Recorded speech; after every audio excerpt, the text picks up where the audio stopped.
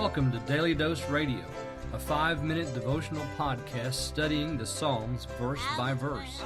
Broadcast from the ever-beautiful Sharonville, Ohio, on the sunny side of Cincinnati.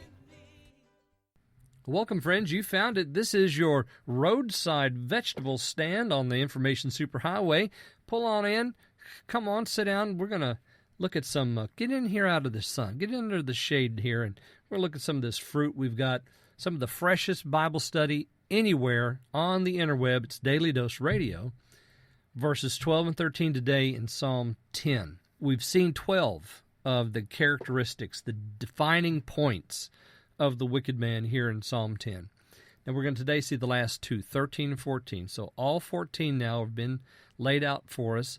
And these are important because as we go forward in reading the Psalter, the wicked man stands out as one of those characters that just continually pops up.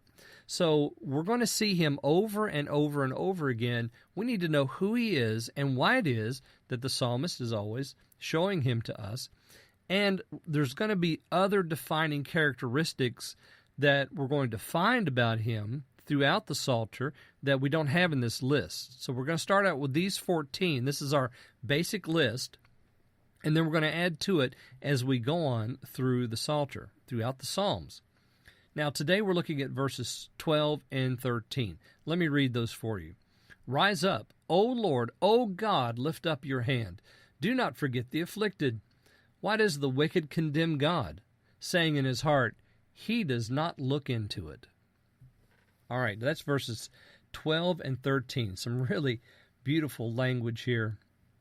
Rise up, O Lord, O God, lift up your hand.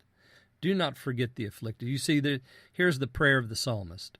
After all this trouble, the wicked man is afflicting, he is persecuting, he's killing the innocent. He's tearing down the fortress of the hapless. All of this work is so upsetting to the psalmist as he sees it going on, and he just blurts out this prayer, and he says, O God, O Lord, O God, lift up your hand. Do not forget the afflicted. And of course, God is not about to forget the afflicted. And the prayer is going to be answered. And we'll find that later on in the chapter. We'll get to that tomorrow, Thursday, and Friday. But that's how we begin. And notice the language there. Do not forget the afflicted. Why is that important? Because the wicked man said in his heart, God has forgotten.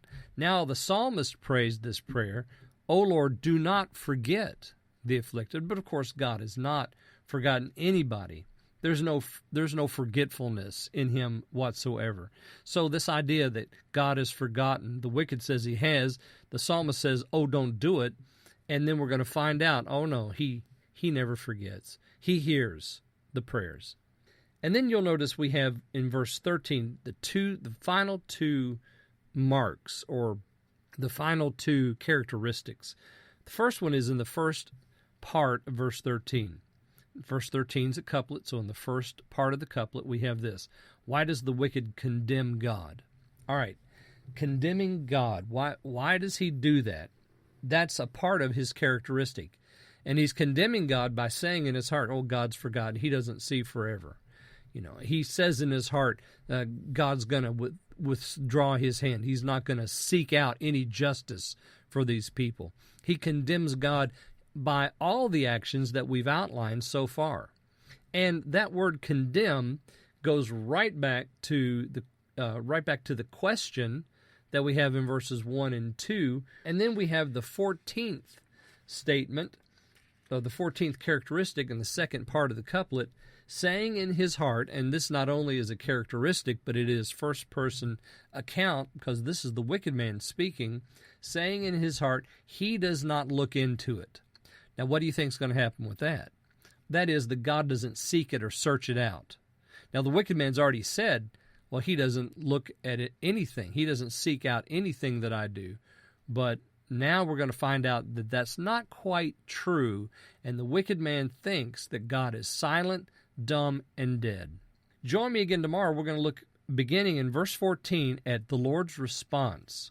So join me on Daily Dose Radio. Thanks for listening to Daily Dose Radio. I'm David Smith. The music today has been performed by the Bluegrass Experiment. Thanks again for listening. I'll see you next time on Daily Dose Radio.